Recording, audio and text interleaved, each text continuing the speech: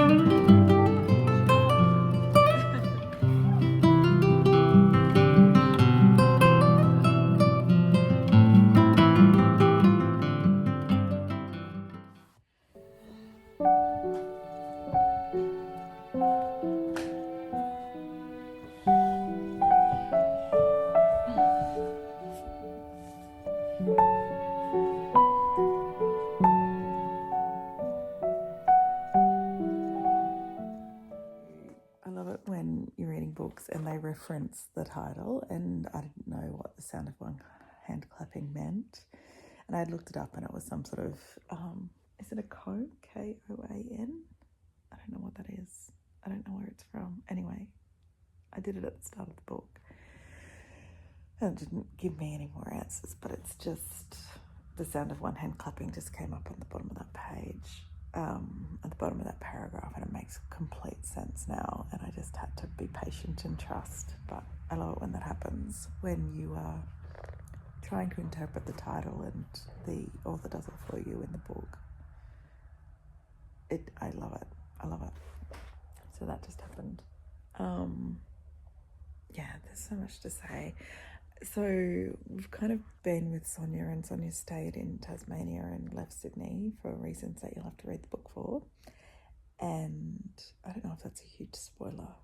I think it was always going to happen because she was uncovering her past and she was heading off to Sydney in about the first 100 pages. So anyway,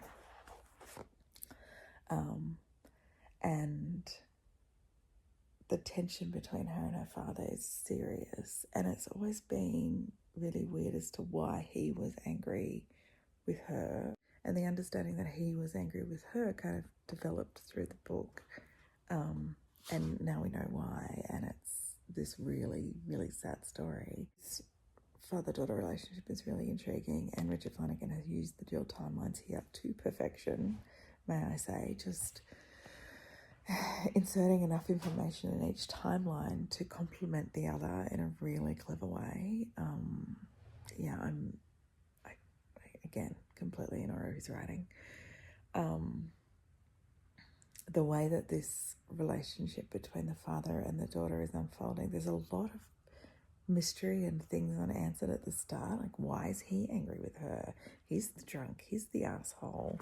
And watching their relationship move through these different stages has been so interesting, but so sad. And yeah, it's not the standard story of a man who's an alcoholic raising a daughter. Please don't think that. It is so much more and so many more depths, and the sadness within each person is, it's unbelievable.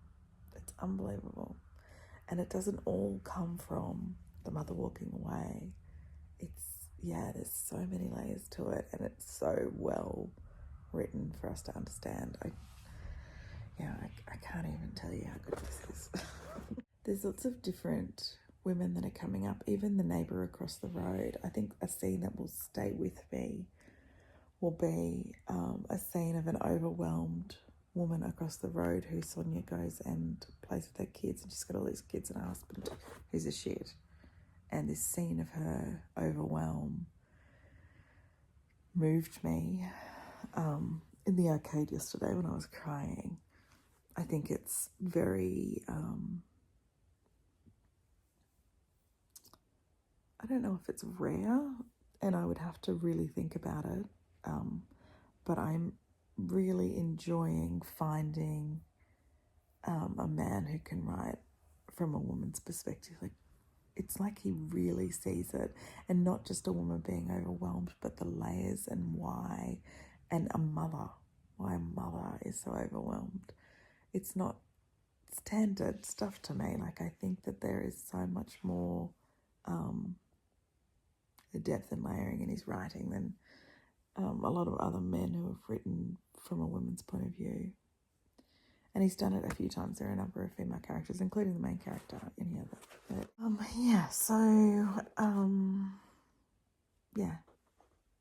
Family relationships with misunderstandings that have led to devastating consequences. I mean, it's a pretty standard, is it a trope? What's a trope? I don't know. It's a pretty standard subject for a book, but I am completely involved.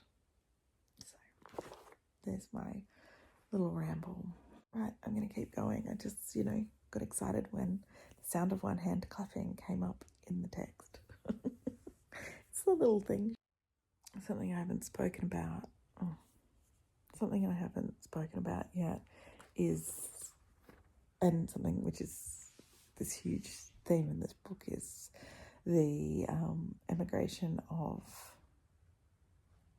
Sonia's parents from Slovenia, and that was during World War II, and kind of been referencing back to, so her father has been referencing back to his experiences before they left Slovenia.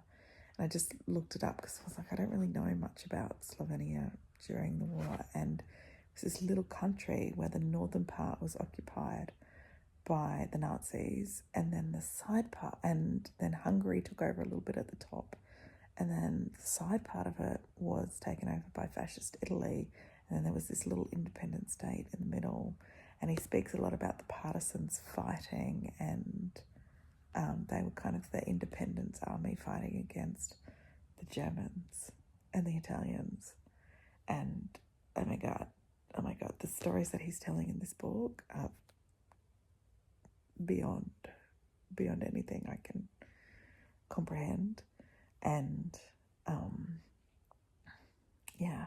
completely makes sense as to why people develop just completely sad and altered mental states because of war, and why he's developed this mental state. But oh my god, so many tragedies in that war, and Slovenia is one country that I didn't know about. So just another wonderful thing to uncover. Well, it's not wonderful, it's pretty devastating, but another thing that I've learned from this book. So many. The list is growing. The sadness that he's brought in his heart because of why he had to leave his country is there, and also the longing to go back and missing people that are still there, and being stuck in these work camps in Tasmania is not the life to escape to, really, but often there's no choice. There's no choice. Anyway, okay, just another layer. Just wanted to share.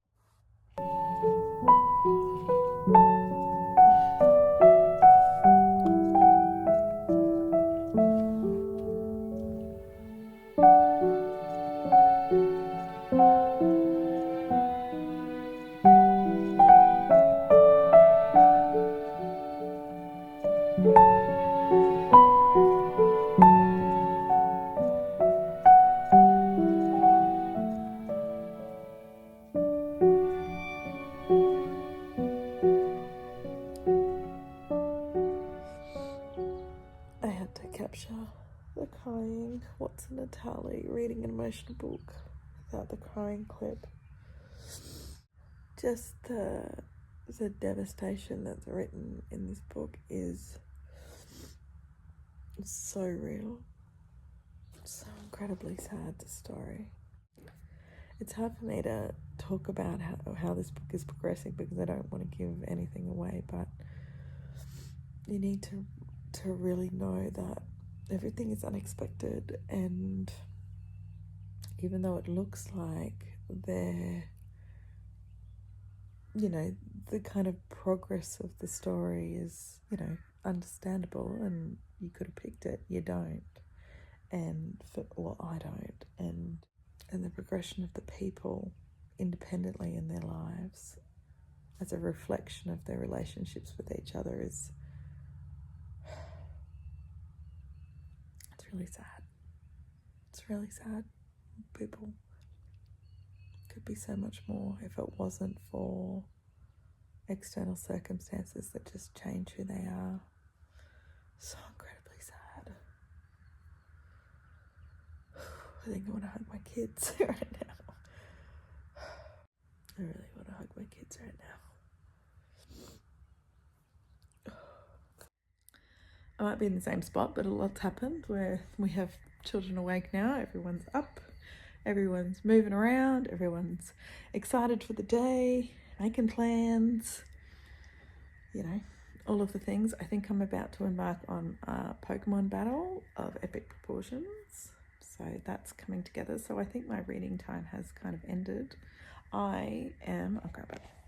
I'm just so hopeful with this book, and I want it all to end nice. I want the father and the daughter to come together because I feel like if they did, you know, if they just spoke their whys of why they both behaved the way they did, then there would be so much understanding. I just want them to do that because there was such this Richard Flanagan had done a really good job of describing the love that was between them, and the core of that was so strong and so beautiful. It was such a beautiful relationship. And I want that back for them. I got that little bit left, so I'm on, I probably got 100 pages left, so hopefully I can fit in this last 100 pages today and finally convince you that you need to pick it up if you haven't been convinced already. Such a good book, and the excitement of finding a new author who is established in the Australian literary scene for sure, like very established. I have one other book of his on the shelf. There's so many more I can look at.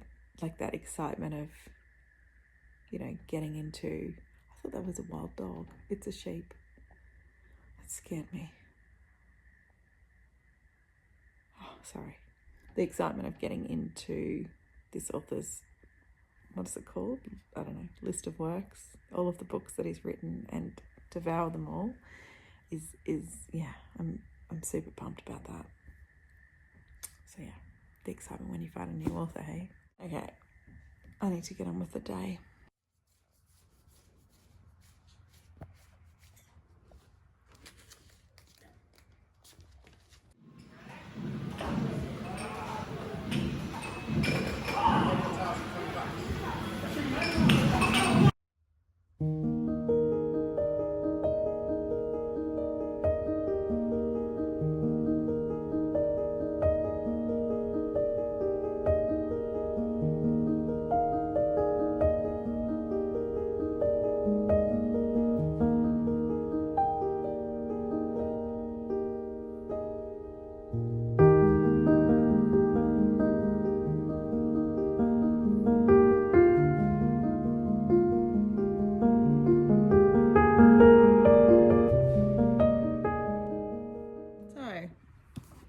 Finished it.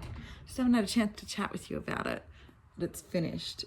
It was, I mean, if I had filmed the last 100 pages of me reading this book, it would have been me sobbing, really. It was so incredibly emotional for me. Still, it wasn't like things were revealed that you didn't really work out what was happening. But when they dropped, oh my gosh. So even, 30 pages in the end, there was still something more that Richard Flanagan gave me in the reading of this book. I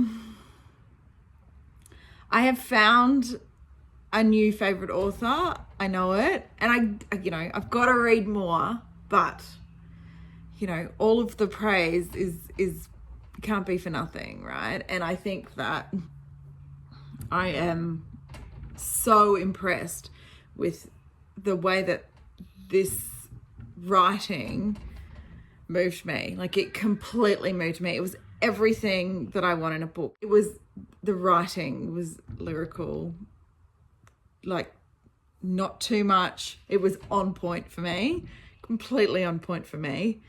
The emotion evoking stuff was next level. And because the narrator is now 30 something years old, but it still reverts back to her childhood, and we still have that point of view of a child. And I haven't read something that moved me like that from the point of view of a child since Sophie Laguna. I've raved about Sophie Laguna so much in my Aussie authors that are amazing things. So this is completely up there with her in terms of how to write from a child's perspective, emotion, advocating for the child. Oh, brilliant. Great story. Just a really interesting story with characters with interesting perspectives, set in real life Australian history that I didn't know about. That is shameful. It was perfect. It was 5 stars all the way, without fail. And it was probably 5 stars, after I read that much at the start of it. It wasn't too long. It was the perfect length. Everything was resolved. Read this book. Surely you can get it overseas. Honestly, it'd have to be somewhere. It's blurbed by the LA Times on this particular copy. So, hooray. There we go. It's got to be around. I mean, this isn't a happy story. It's not happy. It is not dark to the point of distraction. It's real life. But if you like that kind of melancholy, digging through family history, family ties together, pulled apart, that sort of stuff. So the dynamics of how people relate when they have their own stuff that they bring to a family unit, really well written. Story of immigration to this country. We're a country of migrants. So great perspective around that. Mother-daughter stuff, father-daughter stuff, community, huge community. It's the whole package for me. So definitely my favorite Aussie April read of this year, that's for sure. And so excited that I have this prompt of Aussie April. Thank you, Jacqueline and Doris, to really scour my shelves and read things that I should have read a long time ago. I intend to go on a Richard Flanagan kick now, not straight away, but this year for sure, because I need to read everything this man's ever written. And he's just released a new book. It's just been published, so maybe I'll start there. Anyway, that's it. There's my raving. Thanks for hanging out. If you pick up this book or have read this book, let me know. I'd love to talk to you about it. Right. Okay. I'll see you in the next vlog when I'm reading my next Aussie April book. Bye.